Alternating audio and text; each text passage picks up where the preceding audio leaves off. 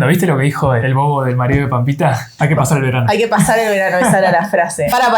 Tenemos la felicitación de Cristalina, gracias. La señal de Massa tiene que ver con el cumplimiento de las metas. Yo puedo ver que lo corrieron a Guzmán para esto, realmente. Pero que la puso en duda el mismo Rubinstein. Él dijo que nos va a costar uno y la mitad del otro cumplir con la meta de déficit fiscal para el 2023. Es no decir, se va a cumplir. Cumplir con el presupuesto que él impulsó. No se va a cumplir. Hola a todos, todas y todes. Estamos en un nuevo capítulo, una nueva entrega de Decimos Cosas. Hola, ¿cómo están? A mediados de noviembre. Mediados de noviembre, un noviembre que no termina nunca. Un mes y medio para que termine el año. Todavía hay muchas cosas por decir y por suceder en esta mitad de noviembre. Massa ya largó su plan para llegar a fin de año, ¿no? Ya se empieza a hablar de qué va a pasar en el veranito, si hay que aguantar el verano. Hay que pasar el verano. Hay que pasar el verano, esa era la frase. Bueno, no es la frase, pero no importa.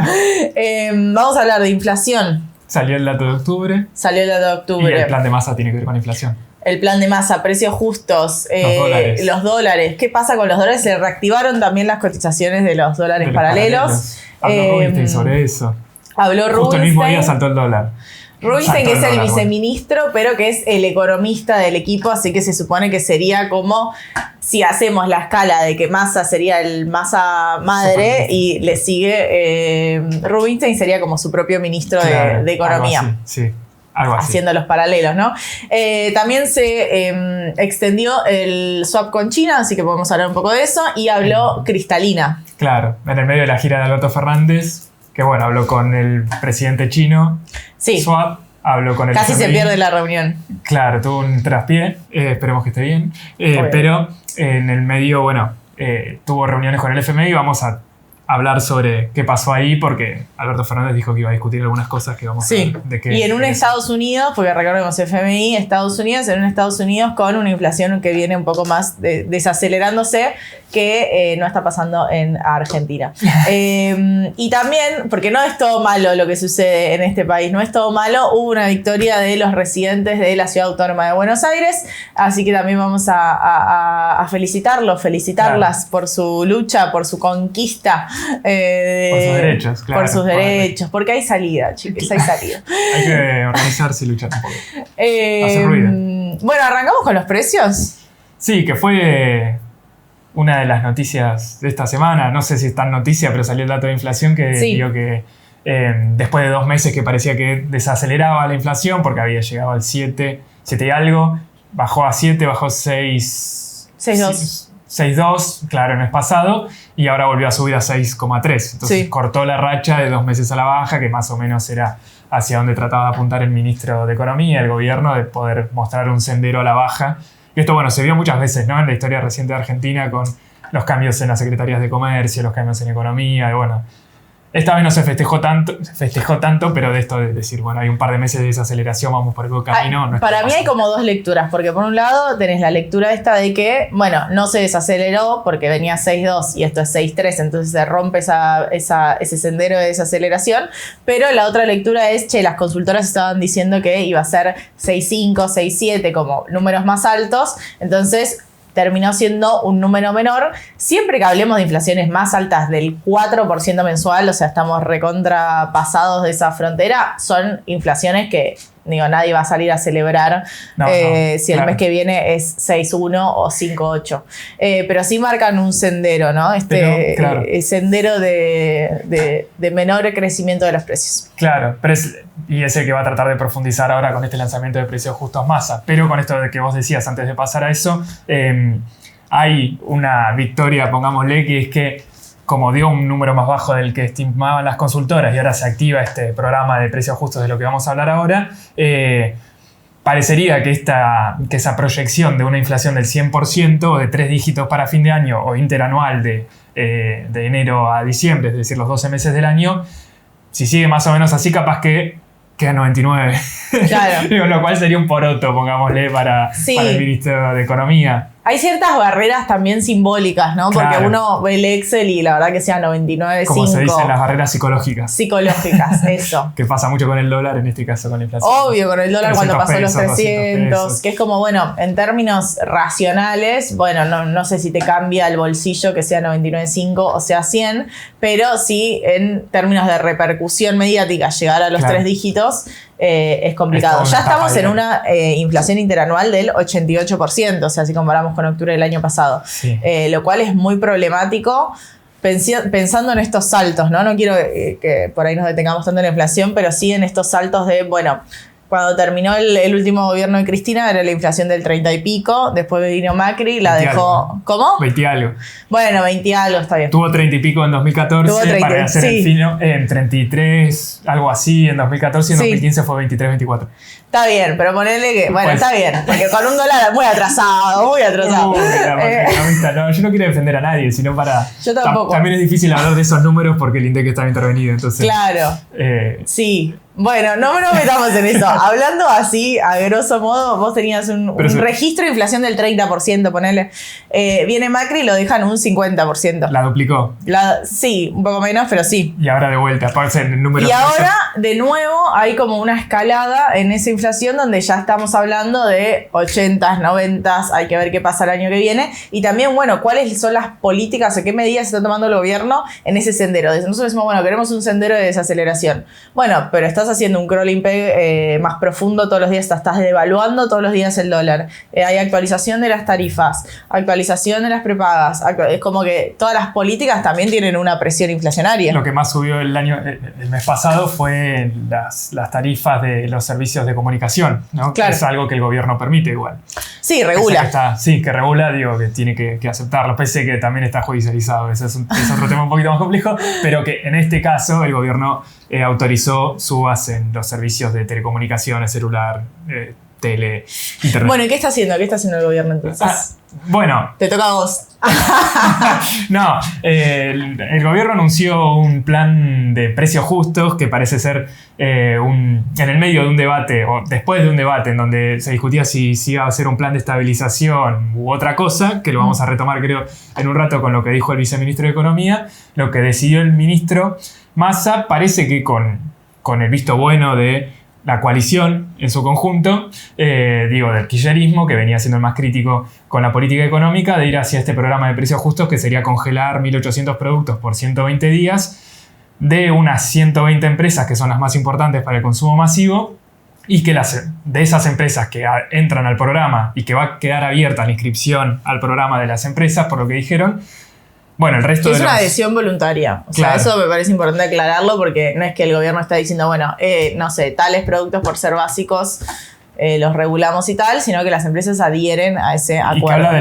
Eso es importante porque habla de la perspectiva o de la perspectiva que tiene Massa o de la concepción que tiene Massa de la inflación, ¿no? Porque no es que Massa se ocupó en el mismo anuncio y después en la entrevista que dio en TN, de decir, esto no es un congelamiento de precios, esto es un acuerdo, esto fue consensuado, esto es voluntario, es decir, tratando de diferenciarse del kirchnerismo, ¿no? O de otros programas previos, por ejemplo, el congelamiento que lanzó Feletti el año pasado, fines del año pasado en una situación no tan grave pero similar, y así con algún programa que habrá lanzado Pablo Español, con distintos programas así, más del lado del kirchnerismo, bueno, más ahí acá hay consenso. Claro, que son discusiones políticas, pero son discusiones muy internas del Frente de Todos de contenido, como de cuál es el sendero económico, como ese debate con el que nació el Frente de Todos. Lo pienso en la entrevista de Máximo, que es como, bueno, hay una cosa ahí que no se resuelve desde que nació, donde hay posturas muy distintas, que dicen, bueno, sí, estamos todos de acuerdo en que había que sacar a Macri, bueno, ¿y qué hacemos ahora?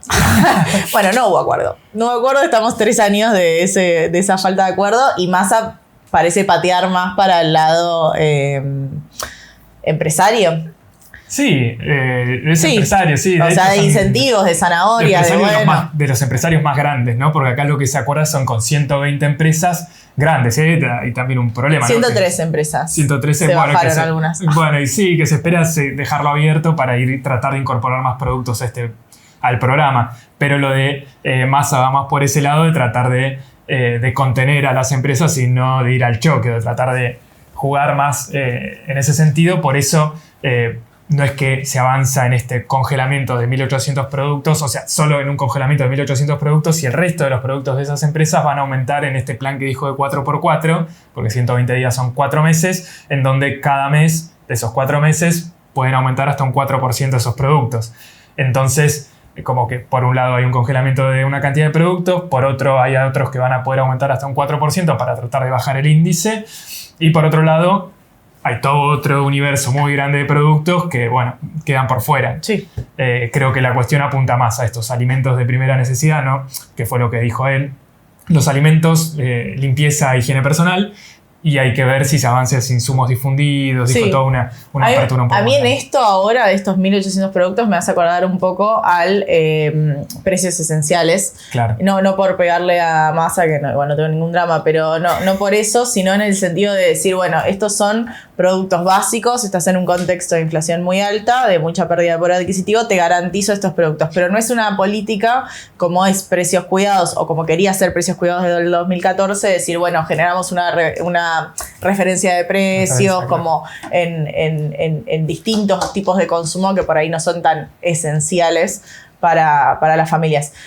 También dándole como la derecha a Massa, hay una habilidad política en este acuerdo, ¿no? Sí, y en este tema de los incentivos, ¿no? Que se apunta siempre al problema de los incentivos, de que hoy, por ejemplo, los empresarios que pueden acceder a las importaciones, que tienen una empresa que se dedica a eso y que pueden pasar por la Secretaría de Comercio para tener importaciones, hoy tienen el incentivo de hacer negocio con la brecha, ¿no? Es decir, de comprar... Oh, la replicó. No, pero es algo que dice... O sea, es muy economista porque ya yo estaba pensando, decimos incentivos porque para nosotros es básico, pero no sé si es tan básico incentivo. Como interés económico. Pero claro, es una rentabilidad, lo haces porque te sirve, porque te sirve económicamente. Es más rentable, en lugar de invertir en un negocio a mediano plazo, por ejemplo, poner una fábrica, es más rentable comprar de afuera la cámara con la que estamos grabando, usando los dólares del Banco Central al dólar oficial a 160 pesos por dólar, y después venderla en el mercado interno al paralelo, a 300 pesos por dólar, o directamente en dólares, como charlábamos la vez anterior con los iPhone,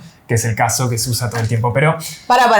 ¿Vos estás diciendo que ellos entran al programa de precios justos porque después compran el whisky a 160 y te lo venden con el dólar a 300? Esa es mi tesis, pero antes no tengo ninguna prueba tampoco, porque hay que ver qué pasa. No tenés pruebas, pero tampoco tenemos dudas. No, pero en el medio, o sea, creo que es importante con esto de los incentivos, yo contaba esto, porque el incentivo que le da Massa a las empresas es habilitarle las importaciones, claro, ¿no? Que hoy están casi que cerradas, que es algo que venimos repitiendo muchas veces acá, que hace a los precios, a la formación de precios, que tiene que ver con que hoy se cambió todo el sistema de importaciones y hay un manejo muy fino de qué se importa, es decir, a quién le da los dólares el Banco Central a 160 pesos para que importe y a quiénes no. Claro. A qué sectores favorece o qué sectores son esenciales, etc. Entonces, lo que hace Massa es a estas empresas que entran al acuerdo de precios, a precios justos, les va a habilitar estas dólares. Flexibilización del sistema de importaciones, del CIRA. Va a tener cada vez más peso, así que acostúmbrense a ese nombre. Claro. Y en la Secretaría de Comercio de Tombolini. Sí. Ahí tampoco hay acuerdo empresario, porque uno diría, bueno, claro, hay zanahorias, hay incentivos, o tenés motivaciones económicas para entrar. O sea, estás ahí, no es que te dicen, che, vení y perdé plata, no, vení y hacé plata de esta manera. O sea, asegurándome un consumo básico que también impacta mucho en el índice de inflación por cómo se mide el índice de inflación. Claro. Sí. En ese contexto igual tenés parte del empresariado que te dice no, necesitamos más flexibilidad en estos 4 meses, no sabemos si el gobierno va a devaluar o no va a devaluar, no podemos garantizar esa estructura de costos, no estamos dispuestos a firmar esto por 4 meses. O sea, incluso con todos estos incentivos hay una parte del empresariado más halcón sí, que dice eso, hay no. halcones y palomas también ahí. Claro, sí, porque hay la cantidad de empresarios más referenciados, si se quiere, en Funes de Rioja, en Uía, en los sectores más concentrados, que dicen no hay ningún acuerdo de precios, no hay congelamiento de precios, la inflación se baja bajando el déficit, bajen el gasto, recorten el gasto ustedes, o sea, ustedes son los culpables de la inflación, digo, ustedes el Estado, el gobierno, nosotros trabajamos, ¿no? Y por otro lado, no actualizamos precios para nada, de manera automática. Cada vez que hay sube el dólar, subimos precio, baja el dólar, subimos precio. Claro. No son ellos. Y por otro lado, bueno, hay otro sector, no sé si por otro lado, pero hay otros sectores que ven un negocio acá, si no, no entrarían, ¿no? No es que nadie los está obligando a entrar, a eso vamos, ¿no? No es que alguien está obligando a estas empresas a que entren a este acuerdo de precios, sino que se les está dando a cambio una apertura o una flexibilidad para las importaciones. Ahora también creo que no es tan un problema ideológico, me parece, en este caso. Puede serlo, pueden ser las dos cosas, pero también hay muchas empresas que ya importaron insumos y productos y se estoquearon por hasta 3, 4, 5, 6 años, ¿no? Con este festival de importaciones que denunció Cristina. 6 años es mucho. Hay gente que dice que hay hasta 9 años. Depende a quién uno lee, a quién uno le pregunte. Obvio que hay mucha gente que puede estar exagerando, pero también hay gente que no quiere entrar al acuerdo de precios porque dice, ya está, yo estoy lleno de productos, ¿para qué quiero importar más?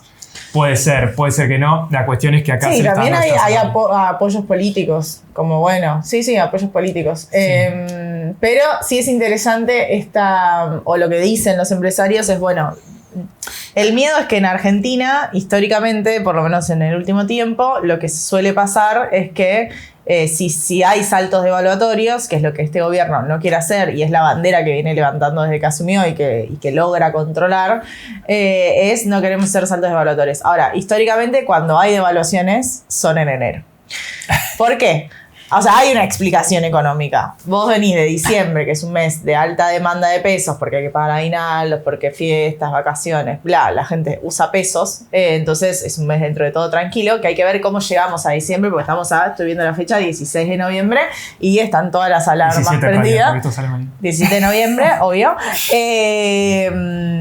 Entonces es ver cómo llega diciembre. Diciembre suele ser un poco más laxo, y te permite tener un colchoncito, o debería permitir tener un colchoncito de reservas, y con eso lo que se suele hacer es empezar a unificar o achicar esas brechas, entonces hacer un salto devaluatorio en enero. Yo creo que los empresarios lo que dicen es, mira, vos no me vas a hacer firmar a mí un acuerdo ahora en noviembre y después me clavas una devaluación en el medio y me arruinaste. Sí, me arruinaste. En llanto empresario. Pero un poco de margen. Pero sí, claro, es porque le aumenta el costo en dólares, ¿no? Al tipo de cambio que ellos tienen en sus cuentas. El punto es que vienen saliendo muchos dólares del Banco Central, ¿no? Sí. Ahora ya estamos segunda semana, en la mitad de noviembre, donde ya salieron casi más de 900 millones de dólares de las reservas solo en lo que va de noviembre. Pero antes de ir a los dólares, para mí, para que se termine de entender un poco la tesis de este tema de la brecha, porque si no, viste, es como decíamos antes, uno dice, no, la brecha, los incentivos, y es medio raro, sí, pero para mí yo creo que el plan de Massa, lo que tiene en la cabeza, me parece a mí... Massa plan. Claro, yo creo que la jugada de Massa con precios justos es es congelar estos 1.800 productos que son clave para el índice de precios que calcula el INDEC y complementar eso con este plan de 4x4, de 4% por 4 meses para el resto de los productos que son clave para la referencia de precios del IPC, que es el número que se publica y sale en la tapa de los diarios, y como incentivo a las empresas... Y que actualiza un montón de otros precios también. Y es la referencia, claro, sí, es la referencia para todo el resto, pero que el resto de los productos, sobre todo los importados, que es la facilidad que le va a dar Massa de poder acceder a los dólares para importar a 160 pesos, que, por ejemplo, como decías vos, si se trae un whisky de afuera, un whisky importado, o lo que sea, bueno, ahí nadie va a vigilar nada. Si los empresarios quieren vender eso con a un dólar de 300 pesos en las góndolas, no pasa nada, y ahí sí los empresarios se embolsan la brecha, hacen ganancias con la brecha entre los dos tipos de cambio. Hay que ver si eso pasa o no. Esa es mi apuesta, es medio... En esa apuesta, ¿no? Ya estamos en el marco de las suposiciones. Claro. ¿Estaría tan mal? Igual, lo pienso, me pongo en abogada del diablo. Pero digo, no me parece tan mal, controlar los precios que son más sensibles en este contexto y los precios de productos que no son esenciales, como el whisky importado. El tema es que, uno dice el whisky importado y es claramente que no es esencial. No es esencial, pero impacta en un montón de otros productos que tienen componentes importados o son directamente importados y que sí pueden ser considerados más esenciales. Bueno, también es esa pregunta de quién paga o quién sale perdiendo en estas negociaciones, ¿no? En esta inflación que abre ese campo de batalla a ver quién pierde, porque alguien pierde siempre. Y venimos perdiendo, o sea, si hay algo que acá está claro, sí, creo que, vuelvo a Rubinstein, que lo dijo Rubinstein de vuelta, que están todas las variables atrasadas menos las ganancias empresarias, ¿no? Las ganancias empresarias están adelante de todo el resto, de los salarios, tipo de cambio, la inflación general, tarifas. Entonces, acá creo que el problema creo que más de que quién gana, quién pierde en este margen más chiquito de los precios o de las importaciones, Sí. Me parece que va más por el lado de tratar de dar una señal pro empresaria en este caso, de que se va a ir por incentivos y no por el palo, ¿no? Claro. Que es también algo que venimos charlando desde Sí, hace el un palo es tiempo. zanahoria. Que más con esto es lo que dice acá, nosotros vamos a jugarnos por los incentivos. No, y creo que la señal de que quien va a controlar los precios sea el consumidor, o sea, los ciudadanos y no el Estado, Va a creo haber que una es app, una señal. chiquis, hay que bajarse la app. Claro, pero que el Estado no controle los precios, Sí, como es un pasaba delito. antes, es como la responsabilidad es tuya como consumidor, es raro. Es muy de concepción neoliberal. O sea, de Eso, bueno, eso vos es te doy la herramienta, yo como Estado te doy la herramienta para que vos controles el precio. Bueno, y el tiempo que eso me requiera, y la conexión, y el celular, y tengo 3 laburos, 2 pibes, tengo que ver si mi vieja está bien, y además tengo que controlar con la app. Es una forrada. O sea, perdón, eso yo no lo voy a defender bajo ningún punto de vista, me parece una forrada. Te responsabiliza a vos en un laburo que claramente Hasta tiene que datos. hacer el Estado. Claro. O sea, no está bien. Y ahí creo que de acá podemos ir hacia el problema de los dólares. Igual tengo que hacer una cosa antes, que es que me quiero morir y no apagué el aire. O sea, capaz se está escuchando No creo mal. que se Voy a esté hacer escuchando. esto es No pasa nada. antiproducto audiovisual, perdón. Pido 1000 estaba perdones. haciendo un Voy a poco de aprovechar frío. y me voy a servir soda en el mismo momento, así son todos los ruidos molestos juntos. Pero para mí creo que entonces de todos estos incentivos que se dan a un sector de empresario, incluso con esta laxitud para controlar los precios, también si hay un salto en el dólar, que no creo que haya, eso lo vamos a charlar ahora, o si se queda sin dólares el Banco Central, que son medio sinónimos, que lleve a que precio justo sea imposible de cumplir para los empresarios, bueno, no pasa mucho. El Sí. problema lo tendrá Massa, no los empresarios.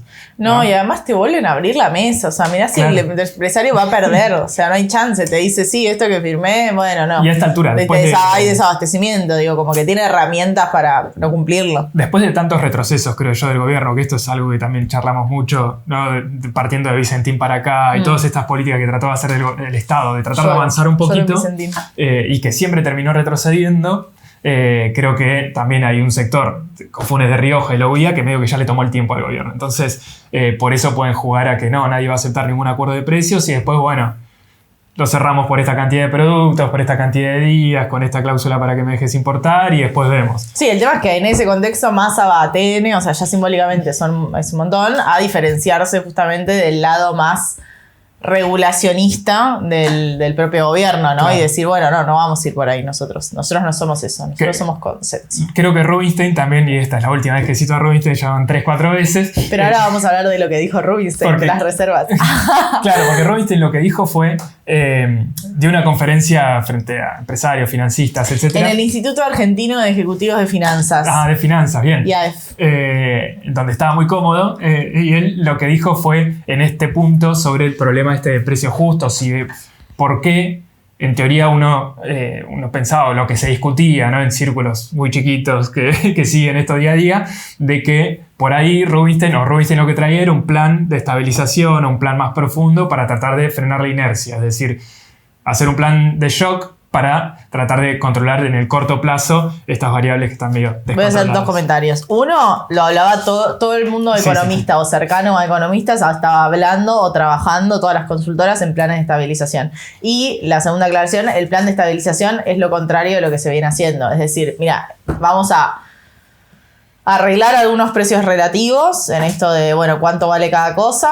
Hay algunos que se van a tener que unificar, mucho tiene que ver con el dólar, va a ser un shock, va a ser fuerte, va a generar inflación, pero va a ser por un tiempo controlado y se supone que eso después te tiende a la baja.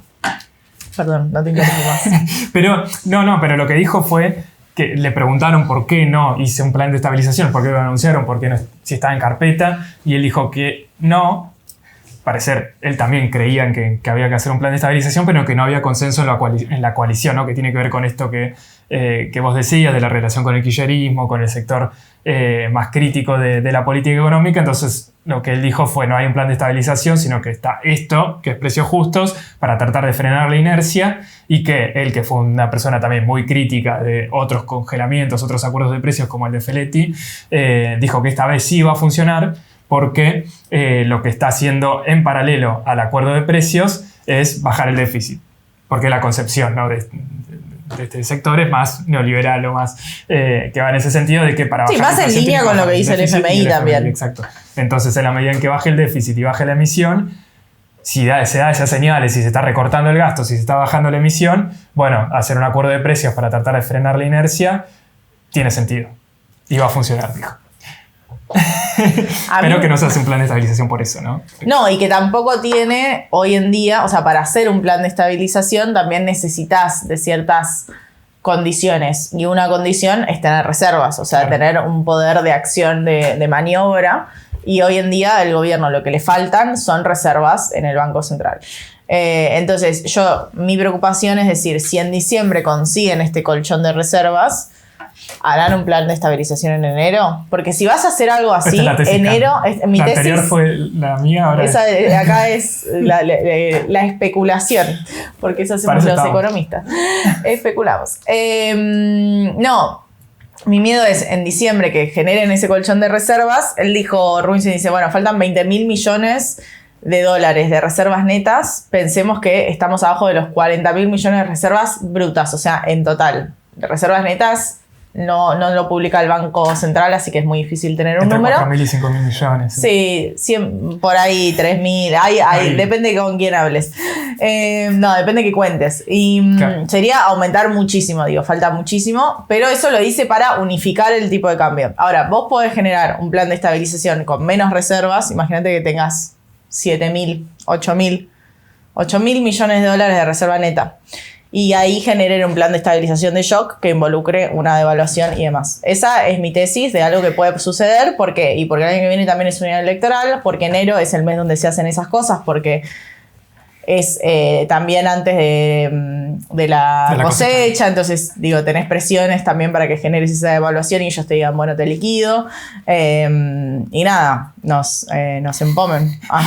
Claro, el punto acá que... Muy mal lo que dije, pero sí. Pero es así, porque reforzando eso, Rubinstein dice que no hay consenso porque hay un sector de kirchnerismo, y que creo que todo el mundo lo sabemos, de que un plan de estabilización implica una devaluación brusca en el principio, y una devaluación brusca implica una pérdida del poder adquisitivo de los salarios, una transferencia de ingresos, en este caso desde quienes tenemos un salario en pesos hacia los ojeros, pongámosle, ¿no? O cualquiera que tenga muchos dólares guardados, quien exporte. ¿Qué es lo que viene pasando igual también? ¿Viste? Como... Entonces es como que ya estamos tan mal, vamos a caer un escalón más en un año electoral. La cosa es el timing, ¿no? El tiempo. Creo que lo que apuntas vos es a que, bueno, hacerlo en enero para llegar con una estabilización más cerca de las elecciones, y que ahí, antes de las elecciones se empieza a sentir...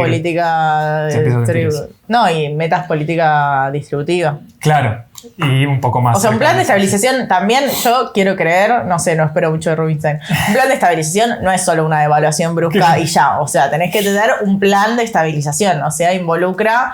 Sí, a mover algunas variables que son fundamentales de la macroeconomía, pero también decir, bueno, voy a hacer esto. Entonces, o acomodar expectativas, horizontes, ideas de lo que va a pasar de una manera que no sea recesiva, ¿no? Que no te choque la economía. El tema es que, así como nosotros estamos charlando esto, imagínense... No, las consultoras están... Los grandes empresarios que entraron en este acuerdo o que no entraron, volviendo a lo que decíamos antes, que están llenos de... Le piden informes a las consultoras y tienen economistas propios que están especulando con esto todos los días. Entonces está este tema que decía Cande de qué pasa en diciembre, qué pasa en enero. Yo entro en este acuerdo, pero no sé si lo voy a poder cumplir porque no sé si el gobierno me va a cumplir con los... Sí, no, lo que dicen ellos, dólares. A mí no me cierra igual porque ponele, conseguís reservas en diciembre, ¿no? Conseguís un colchoncito de reservas en diciembre. Bueno, en febrero vas a tener el mismo problema. Claro. O sea, como pasó el dólar soja y ahora estamos hablando de que faltan reservas. ¿Por qué? Y porque no hiciste nada. O sea, estás simplemente tapando todo el tiempo huecos. No puedes volver a hacer eso. O sea, ¿qué va a pasar enero? En febrero vamos a volver a tener, bueno, cosecha en marzo, abril. Y después en agosto, que son las elecciones, vas a volver a tener el mismo problema. Y sí. ¿Y cómo? ¿Y quién vota? Eso es lo que se está discutiendo. Como, chicos, no da, o sea, no sé. Y entonces ahí aparecen de vuelta todas las especulaciones de que, como charlábamos la otra vez, hay sequía, entonces en diciembre siempre hace zafar al Banco Central de la demanda de pesos que charlábamos recién, que decía Cande, y por otro lado una entrada de dólares porque se cosecha el trigo, que está sobre fin de año, principio del año que viene. El punto es que hoy hay sequía, se necesita mucho trigo para hacer pan en el mercado interno, fideos, etc. Y hay poca rendimiento exportable. Entonces, no va a haber un ingreso en las reservas del Banco Central como suele haber en diciembre. El problema ahí, entonces, es qué va a hacer el gobierno, no para dejar de perder reservas, porque es algo que viene pasando, sino para tratar de fortalecerlas, claro, y tratar de llegar a marzo, como decía Cande recién, que es la próxima cosecha cuando sale la soja, que es donde ahí sí donde entran dólares en serio. Entonces ahí aparece un rumor, entre tantos, que tiene que ver con volver a abrir el dólar soja, pero esta vez a 215, 220 pesos por la diferencia de inflación. O sea, que cada 3 meses hacemos un dólar soja, esa es la respuesta. El punto es porque parece que hay unos 9.000 millones de dólares más o menos en silobolsas o guardados en los campos o en los acopiadores o en los exportadores para ser vendidos, pero que no se venden esperando a que el dólar esté más caro para ellos, ¿no? Y sobre todo teniendo en cuenta de que ya hubo un dólar soja, claro, un premio de 200, bueno, si no vendiste en ese momento, como que ya no hay incentivos de vuelta para liquidar esa cosecha. Entonces, para tratar de llegar a la próxima voy a ser cosecha. Muy economista con lo que voy a decir, pero también hay que entender ahí que los productores o los acopiadores o quien sea, la silobolsa es una forma de ahorro. Claro. Entonces, si no tienen son dólares, literal, es una bolsa de dólares. Entonces, si vos no tenés necesidades de cubrir, es tu ahorro. O sea, ¿por qué lo vas a cambiar si después entras esa plata? Ay, es horrible lo que estoy diciendo. Pero digo, te cambias esa plata y tenés que hacer toda una vuelta para valorizarla o lo que sea. Sí, y además hay una guerra que, digo, internacionalmente no sabes qué va a pasar con el precio de los alimentos. Como que hay cosas que decís, y bueno, por ahí se la quedan en forma de ahorro.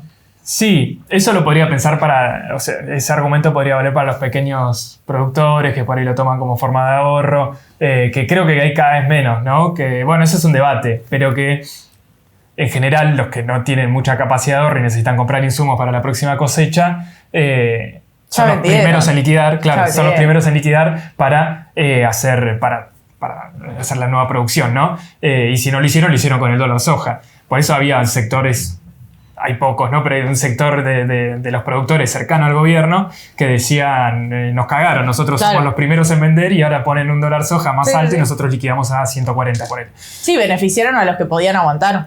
A los que especularon. Sí. Entonces, ¿quiénes tienen la capacidad de especular? Los más grandes, creo yo. Y sí, porque tienen más margen de maniobra. Entonces, ahí está el punto entre qué margen de maniobra y qué margen de ganancia están teniendo en base a este contexto internacional, en base a que tienen costos en pesos pero después liquidan en dólares, en este caso está con premios, qué rol juegan las grandes exportadoras y que al mismo tiempo tienen su propia premios, copia. Pero también porque Argentina queda atado a eso. Es como, bueno, se necesitaba el dólar soja, te llevan a un momento donde decís, bueno, necesito dólares, como sea. O sea, pero que fue como autoinducido por el mismo sí, o sea, sector. Es como, sí, es que te terminan ganando porque son los que te dan el brazo a torcer, porque pueden esperar, no tiene ningún problema, espero. ¿Y eso por qué es?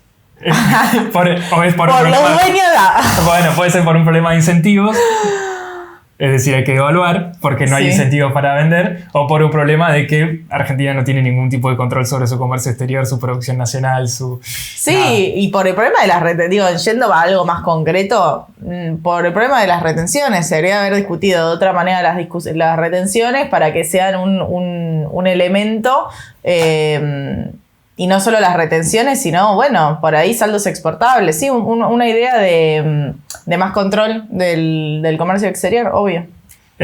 Porque hoy el Estado ni siquiera sabe qué se produce, dónde se produce. Eso lo vamos a decir. No, pero incluso la producción tampoco, se toman datos de privados. Entonces, y los privados, qué sé yo, es la Bolsa de Comercio de Rosario, que es... Sí. No quiero decir malas palabras acá. ¿Nos quedó algo más de reservas? Que hay pocas reservas, está el punto de que, bueno, están los bancos, las empresas que no saben si van a haber reservas para cumplir con el acuerdo, entonces está la discusión sobre el dólar soja que podría tener asidero, se podría llegar a ejecutar. Hay muchos diarios que lo publicaron esta semana, no es solo un resumen, un rumor que nadie lo publica, sino que se discute abiertamente, que tiene que ver con no solo tener un colchón de reservas para llegar a marzo, sino también cumplir con la meta del FMI de acumulación de reservas a fin de año, a diciembre, porque hoy está el FMI acá auditando las cuentas, pero para el trimestre anterior quedan las de fin de año, que son las más importantes, porque se fueron atrasando las distintas metas, no solo de reservas, sino también fiscales. Entonces, si uno da $1 soja, van a entrar más reservas y por otro lado se va a recaudar más por las retenciones. Entonces, eso ayudaría a cumplir las dos metas, la meta de déficit fiscal y la meta de acumulación de reservas. Y que también hay otra tesis que tenemos, o que tengo yo, que la charlábamos hace un rato, que tiene que ver con que ahí Massa, si quiere aplicar $1 soja, lo que se está discutiendo es que forzaría a los productores, no solo por los incentivos, ¿no?, de darle $1 preferencial, diferencial, a los productores y exportadores, sino también por el lado fiscal de los impuestos que pagan los mismos productores, porque si tienen acopiada en silobolsas una cantidad de soja y la tienen que declarar para pagar bienes personales cuando cierra el año el 31 de diciembre. Que acá voy a que muchos no saben qué es bienes personales. Bienes personales es la declaración anual que se hacen las personas que tienen más de 6 millones de pesos en valuación fiscal. O sea, mucho más en términos de valor de mercado. Si tenés menos de 6 millones de pesos de evaluación fiscal, ni sabes lo que es bienes personales. Y son alícuotas bastante bajas. Cada no pagamos bienes. Lo sabemos porque somos economistas. Son alícuotas bajas para lo que... Sí, pero bueno, es esta declaración que esta gente hace todos los años, obviamente, porque su evaluación fiscal es más de 6 millones y uno paga según la declaración que hace de bienes personales, de cuánta plata tenés, cuánto patrimonio tenés. Claro, porque acá serían granos. Entonces, acá serían granos. Así como decíamos que muchos de los productores tienen granos como forma de ahorro, como dólares físicos en cielo bolsa, bueno, acá pasa lo mismo y ellos tienen que declarar cuántos granos tienen y a qué evaluación lo hacen. Pasarlo a pesos. Al pasarlo a pesos, no es lo mismo pasarlo a pesos a $1 de 160 o un $1 de 2.20. Claro. Y eso haría que estos productores tengan que pagar más bienes personales si no liquidan esas silobolsas. Haciendo la tesis de que esto sucediera y hay $1 soja en diciembre y tal, yo ahí aplausos a Massa. O sea, ahí hay una jugada política. Si es así, está muy bien. Es como, mirá, o me liquidás o me pagás por bienes personales. Claro. Está muy bien. Capaz que... Yo impuestos progresivos me emocionan. Hay que ver, capaz que, no sé, hay forma de eludirlo, no sé. Más o menos creo que creemos que puede ir por ahí. No, yo creo que siempre hay un 50% de economía en negro en el país, qué sé yo. 40. Entonces, bueno, sería la pinza, ¿no? Por los dos lados. Hay que ver si hay $1 soja, hay que ver si no, hay que ver qué pasa. Acá los días pasan muy lentos y en el medio está el mundial. No solo, no solo eso, sino también en esto de las reservas, de cómo se llega a diciembre, enero, todas estas discusiones que se están teniendo. La otra pata es el endeudamiento. Que digamos, a este gobierno siempre fue muy adverso, porque justamente viene del macrismo, de esta experiencia de endeudarse en dólares para cubrir gastos en pesos y tal, pero está esa noticia que es como el porotito de Alberto de haber ampliado el swap con China, que el swap es como un intercambio de monedas. Vos sos el financista acá, así que lo vas a poder explicar mejor que yo. Sí, swap es de cambio claro, de monedas. Es cambio de monedas. Yo lo que nunca termino de entender con el swap es bien para qué se usa, pero se amplió en $5.000 millones esa cantidad de yuanes que tenemos en el Banco Central. Lo importante a la hora de ver las reservas es qué tanta disponibilidad tenés vos de esos billetes, porque uno puede hacer el asiento contable, pero hay un punto donde las cosas se tienen que pagar y la gente tiene que poder ir y buscar sus dólares. Entonces el tema es qué tanta disponibilidad tenés.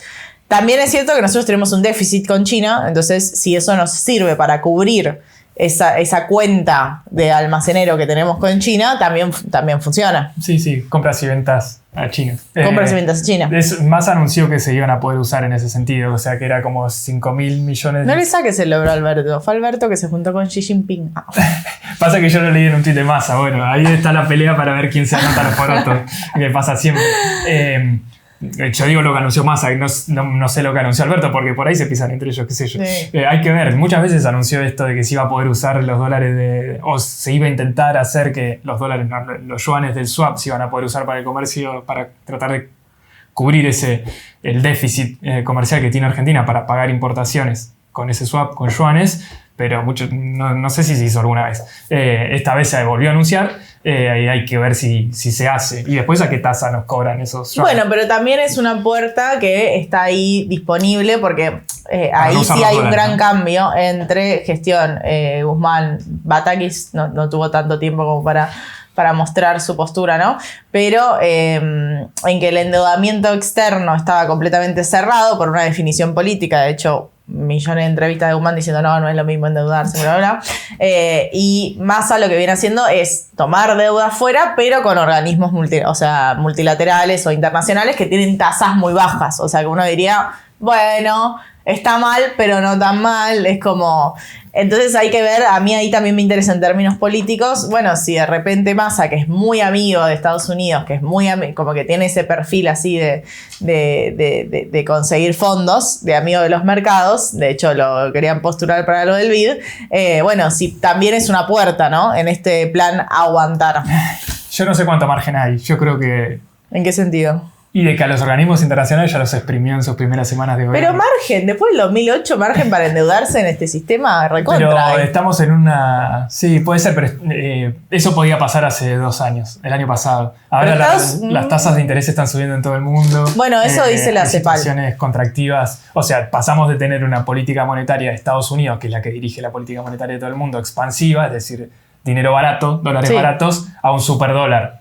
Sí. Es decir, tasas de interés más altas y el dólar más caro, lo cual encarece el crédito para todo el mundo. Sí, y de hecho está esas advertencias del impacto del fortalecimiento del dólar, no solo en Argentina, sino en la región, porque muchos países se endeudaron con todo lo de COVID, que para mí eso es como una puerta interesante para pensar el regionalismo y pensar en la cara de Gonza como delirio. Sí. No, pero pensar en esta idea de discutir las deudas desde Latinoamérica, como... Somos acreedores mentales también. Somos acreedores mentales. Hay muchas discusiones para dar.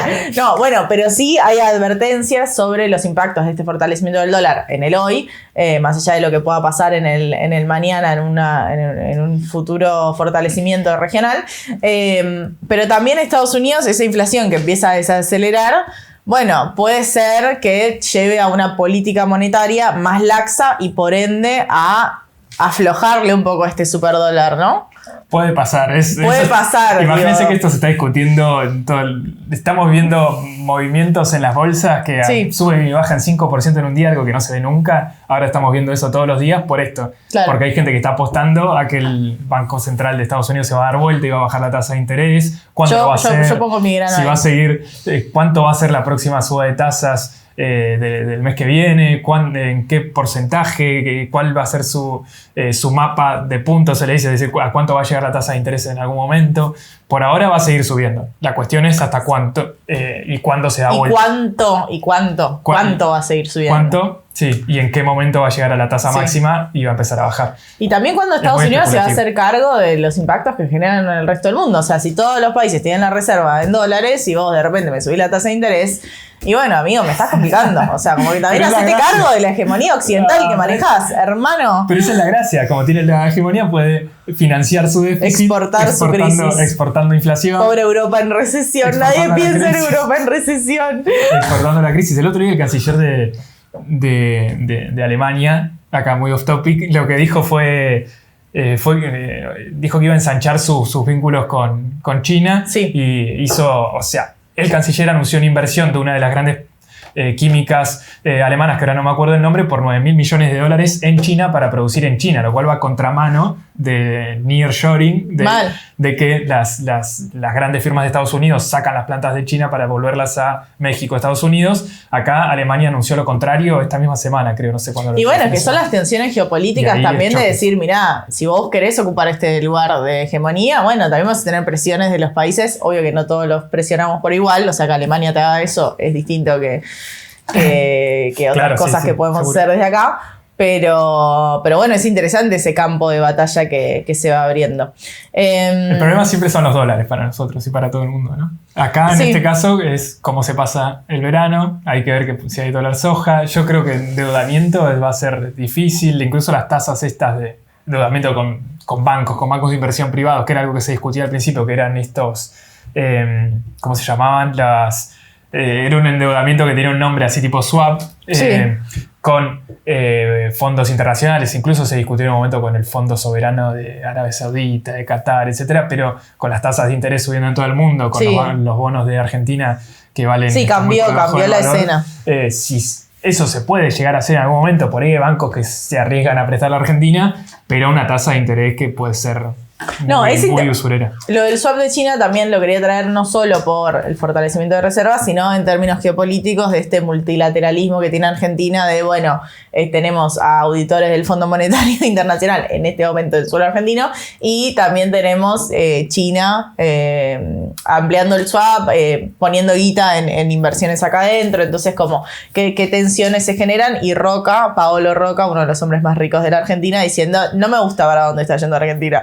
No me gusta este acercamiento a China, porque son se empiezan a dar esos polos, ¿no? Y para mí es clave que Argentina, no solo que nos fortalezcamos regionalmente, sino que también no perdamos nunca, por favor, no perdamos nunca ese multilateralismo, ¿viste? Es estar un poco con todos, porque en el momento en que te casas con uno, me parece que perdiste la partida. Sí, las tensiones van en aumento. Sí, hay que ver qué hace Chile. Hay que ver qué hace Brasil. Claro. Pero acá lo de Paolo Roca es interesante, solo como anécdota de que él se queja de China porque tiene un competidor directo ahí. El kirchnerismo antes de Macri, antes de 2015, jugaba mucho con eso. Incluso hasta la provincia de Córdoba en un momento hubo todo un bardo bastante grande de que como Techint es un monopolio en Argentina y produce acero y chapas acá, sobre todo para no solo el gasoducto, sino que hay el gasoducto de ahora Néstor Kirchner, que es famoso, pero produce estos tubos sin costura, sobre todo, que los produce muy poca gente en el mundo y que son muy costosos para transportar. Entonces, como tiene el monopolio acá en Argentina, casi toda la obra pública les compra a ellos. El punto es que China puede exportar esos tubos y Argentina los puede importar, y en un momento hubo amenazas de importarlo para que Paolo Roca baje los precios. Hubo en un esto del palo y zanahoria, claro. Abrir las importaciones siempre es un poco el palo, como yo mira que no te voy a cuidar tu producción. Pero con Paolo Roca, el tipo más rico de Argentina y uno de los empresarios más poderosos del país, ahí no hay tanto, o sea, ahí digo, los problemas trascienden, son de agenda nacional, son problemas profundos, por eso estas cuestiones geopolíticas, digo, se traducen hasta en lo más concreto como obras públicas, ¿no? Como un gasoducto. Sí, son esos problemas estructurales. Pero quiero traer la buena noticia de los residentes, o sea, mis felicitaciones. No solo la solidaridad, sino también las felicitaciones. No solo por la lucha en concreto de los residentes de Cava, que estuvieron 3 semanas haciendo paro, que hicieron muchas movidas. Y muchas movidas. Lucha hace como 9 semanas. Con otras acciones hasta que llegaron al paro. Bien. No sabía eso. No, yo lo vi medio como explotó. Porque tampoco se hablaba mucho. Y porque esos reclamos nunca tienen visibilidad, y menos Larreta, que es la persona más blindada mediáticamente. Todos los políticos están bastante blindados, pero Larreta, Larreta es un caso de estudio. Que alguien haga una tesis sobre esto. Y la victoria que marca eso también en relación de, las paritarias. Alberto Fernández decía, las paritarias son una forma que está funcionando en Argentina. Es discutir un poco eso, ¿no? La herramienta desde abajo, digamos, porque no es que fue un movimiento desde el sindicato, fue desde las asambleas. Fue una lucha, claro, de que incluso los residentes y los concurrentes no tienen la categoría de ser médicos de planta, de tener un consultorio, pongámosle, para que se entienda. Y que el sindicato está dirigido por ellos, no por los residentes y concurrentes, que por ahí están 4 o 5 años formándose y después se van, sino que por los médicos que laburan ahí. Entonces fue también una forma de aplicar presión por parte de sectores que no están representados en la mesa de discusión con el gobierno, en este caso que es su patrón, no el gobierno de la ciudad, donde no depende de su propia capacidad de negociación, sino que ellos tienen que presionar al sindicato para que el sindicato trate de firmar algo con el gobierno, con lo cual tiene un valor doble. Y que es interesante porque yo veía los comentarios de los otros videos y por ahí a veces los reels, y es como, uy, qué desazón, que no pasa nada. En realidad pasan un montón de cosas, están pasando un montón de cosas. Todos los jueves hay cortes del movimiento piquetero que gana 20 lucas por mes, y que encima ahora los auditan las universidades, porque a vos te pagan 20 lucas por mes, pero tenés que laburar 6 horas por día, o sea... un delirio. Todo el tiempo están pasando cosas, entonces está bueno no solo visibilizar cuando ganan, sino también, es imposible mostrar todos los conflictos que hay, pero hay muchos conflictos. Sí. Y viene diciembre, o sea, viene el Mundial, que también es un condimento que no sé si es bueno o malo, nadie lo sabe, pero viene diciembre, que es un mes histórico para estos reclamos por el bono de fin de año, que Alberto Fernández dijo que iba a haber un bono. Hay que ver a quiénes, si va a haber un bono, primero, a quiénes se va a ir. Pero bueno, empiezan esas peleas también más desde abajo, porque al fin y al cabo el sueldo no alcanza. Eso es lo que está detrás. Es la variable más atrasada de la economía. Sí, pero es muy concreto, ¿viste? Como que de repente es 17 de noviembre.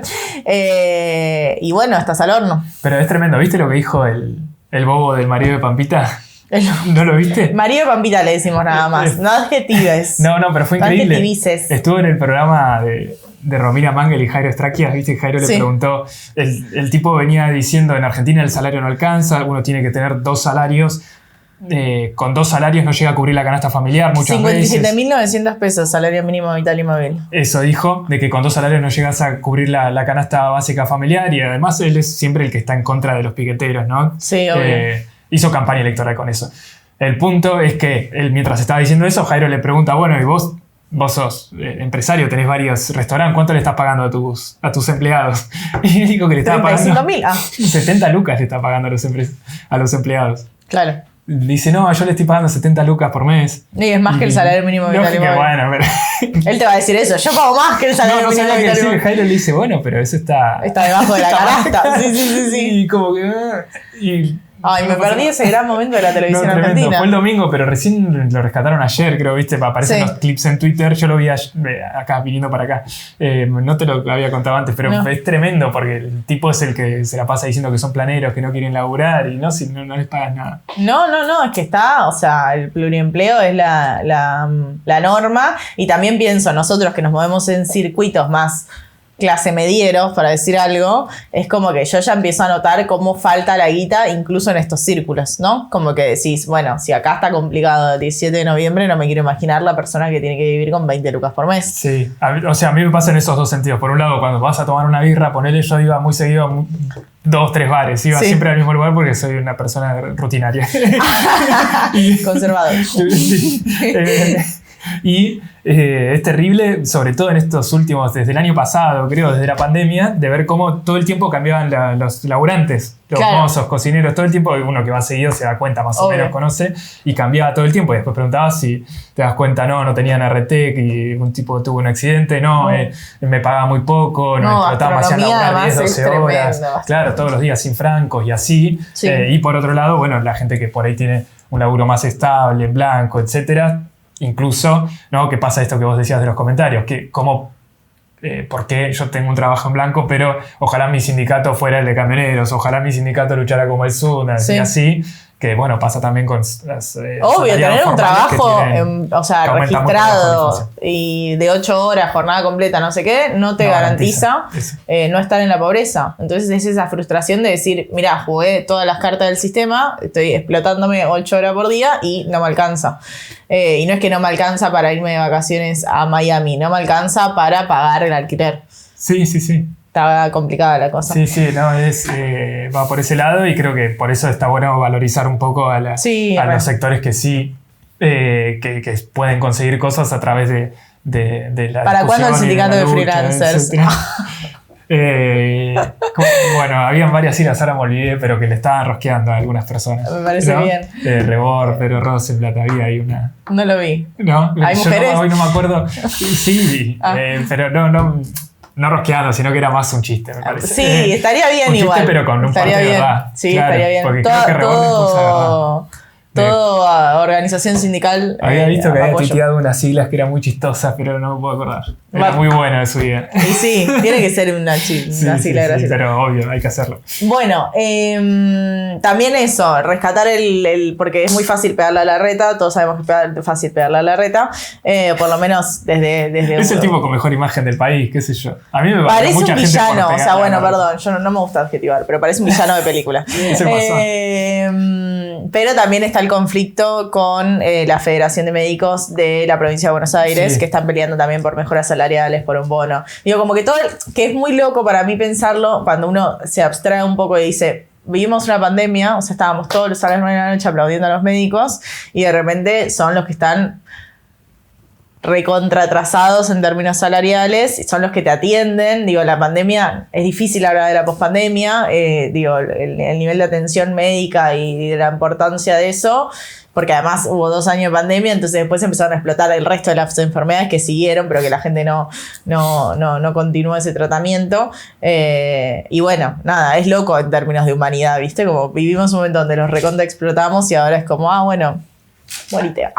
Pero además, o sea, ¿cómo no va a haber tanta gente frustrada, no? Porque, o sea, por lo que decíamos recién, uno tiene un laburo en blanco, por ejemplo, y no llega a cubrir la canasta básica. Uno no tiene un laburo en negro en la gastronomía y lo explotan 12 horas sin francos. Sí.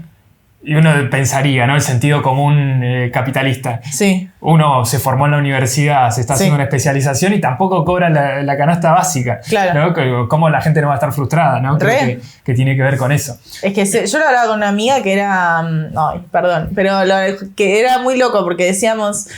Está bien, ¿no? Yo la verdad no tengo un deseo de maternar, pero mi amiga sí. Y decía, yo incluso, y es una mujer profesional que labura de lo que le gusta, que viste como todas las cosas que decís, bueno, sí, debería poder reproducirse, viste, como que uno diría, bueno, sí, debería poder bancar como...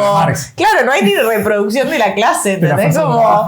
El capital no reproduce a su propio... O sea, tendría que bajar mucho, o sea, mudarse a otro barrio, tener otro trabajo para poder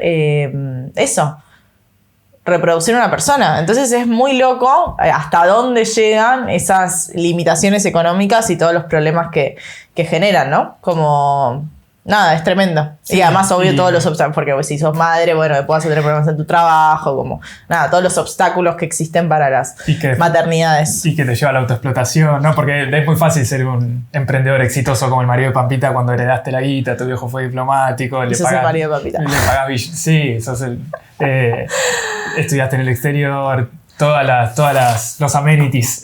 Total. Pero a nosotros nosotros como generaciones de autoexplotación, ¿no? Nosotros mismos tenemos cuántas profesiones, cuántos laburos tenemos. Sí, somos 4. Economistas, docentes, comunicación, changa, freelance. Sí. Seguimos estudiando, hay cosas, ¿no? Todo el tiempo. Que uno se termina no, y lo podemos hacer porque no somos padres ni tenemos ninguna persona a cargo. Porque si no, no lo podríamos hacer. O sea, estaríamos, y bueno, no sé, laburando en la consultora que nos dé laburo para llegar a fin de mes. Claro. O sea, es atroz, pero te come y te escupe, ¿viste? No.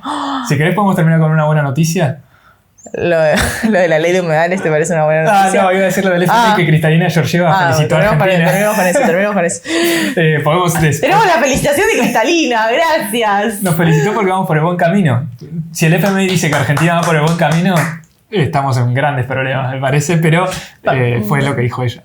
Que tiene que seguir por este sendero. Tiene que seguir por este sendero muy exitoso. Ese fue el punto. ¿No? Tiene que seguir por este sendero que viene siendo muy exitoso.